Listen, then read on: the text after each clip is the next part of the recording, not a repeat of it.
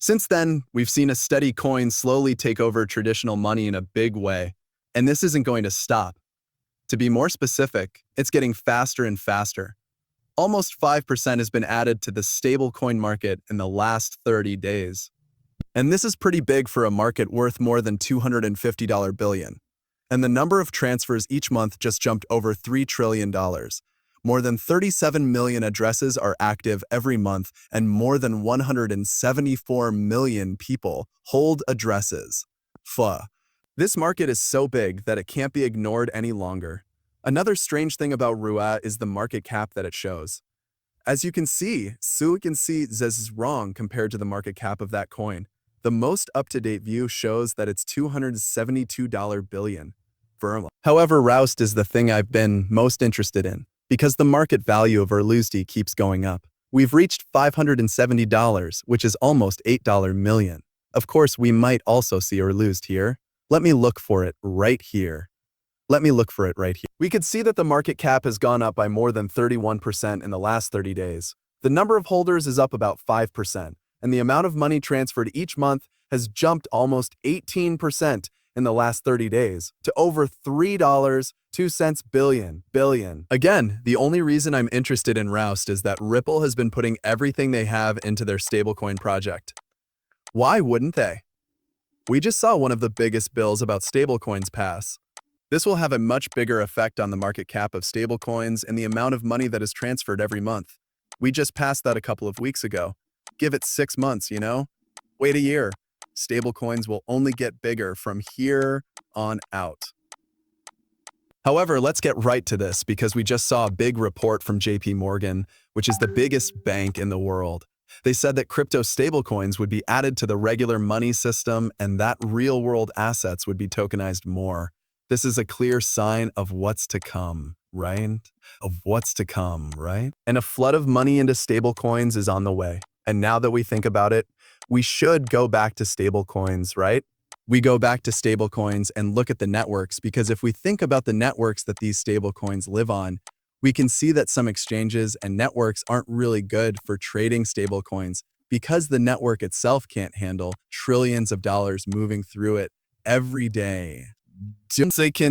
Week or month. But when we think of networks that can do it, we see names like XRP, Hedera, and Stellar. Now is the time for people to pay attention to these kinds of networks. That's because stablecoins are becoming more and more a part of the US banking system. This is because more and more money is being moved with stablecoins. You know what that means, right? That means more people will want to use these public networks. That means more people will want to buy gas tokens. That's the gas coin. It could be XRP, HWAR, or XLM. It doesn't matter. Yes, that means that a lot of people will want that pass to buy. That will change how much these pieces are worth.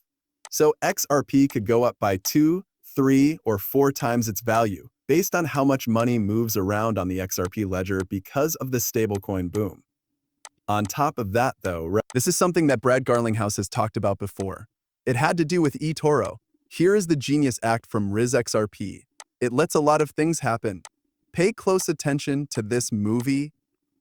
As a way to deal with different currency types and help customers, Ripple has used stablecoins, specifically US dollar stablecoins, for many years. And to be honest, it has worked better sometimes. For this reason, we've sometimes used Tether and sometimes used Tether and sometimes US Tether. In fact, we were in charge of making 20% of all USDC at one point. We also saw that the market was growing, which meant there was a chance to make money. For our customers who work in, institutions, we thought it was a good chance to jump in. When you look at what's coming up for safe coins, I think the market will continue to grow a lot. I think the market was worth about $120 billion when we chose to release a safe coin. It's almost $200 billion today, I think. And some smart people think it will be a couple of trillion in 5 more years. That's why I'm sure the market will keep growing. By far, the most important stablecoin right now is the US dollar. However, I think you will see some movement in the euro and maybe even the yen. We'll find out how far that goes. We want to make sure that the XRP system works the best, is the safest, and is the most useful. There is a lot of trust in Ripple's name because it has worked with institutions for years. Finally, we have a huge amount of cash on hand that we believe could help make the USD or Ripple USD successful if needed. And yeah, listen, this makes room for projects like XRP when we think about rules and standards. Again, Ripple is not XRP and XRP is not Ripple. Ripple's goal here is to show that legitimate projects and companies, like Ripple and XRP, will be at the forefront of this big boom thanks to regulations and compliance. This is because they have been working with regulators and institutional players for so long, which is the main reason why XRP is called the banker's coin. This is something I just talked about on X, right? I told you that no one is ready for what's coming to this market. It was a joke, but I did say that institutions are max bids. And guess who has been catering the XRP ledger to institutions for years, even though Bitcoin Maxis called it the banker's coin? Ripple and XRP have been used. But Jack McDonald also wrote a great post about the Genius Act. He said that since the Genius Act was signed into law, more consumer goods, retail, platform, and tech companies are looking into whether they need their own safe coin. This comes from the CEO of Standard Custody and the SVP of stablecoins at Ripple. But let's be honest. Putting out a stable coin is not the same as putting out a new app. It is infrastructure, and if you mess it up, it will have real effects. A stablecoin isn't an add-on or a function of a product. It's the financial infrastructure, and that means a lot of trust, compliance, funding, and responsibility. What do most of these businesses want? Not having to pay fees to swipe a credit card, getting paid faster and with fewer middlemen, building trust and closed-loop spending, and possibly making more money from interest on reserves. These business schools are good, but they're not the whole story. So, the trouble is that most of these models were only meant to be used in one ecosystem, also known as walled gardens. Only works with one brand. Not programmed, liquid, or interoperable. The world's finances need to be less broken up, not more.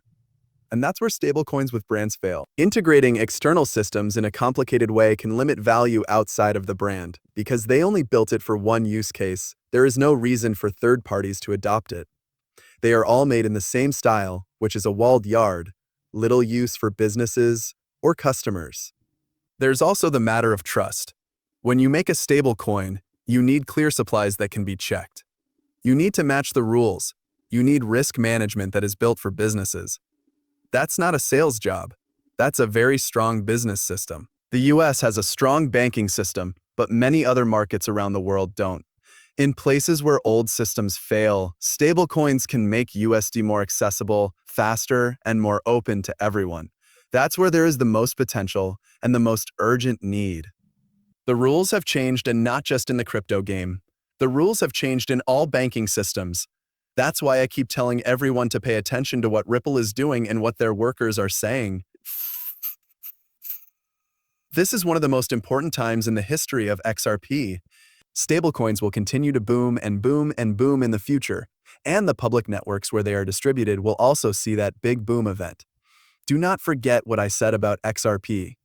Right now, there are only 2 stablecoins available, donde. 6 or 7 of them will be fully live on the XRP system by the end of the year. Really excited about that. And I don't know what else will. It makes you realize how big the XRPL is going to be and how important XRP is going to be in the stablecoin boom. With that out of the way, I hope you guys liked this movie. If you want to see more free content, make sure you like, subscribe, and have alerts turned on for this video. Also, follow me on Twitter and join the free Discord channel linked below. Now that that's over, guys, watch something else and then go away.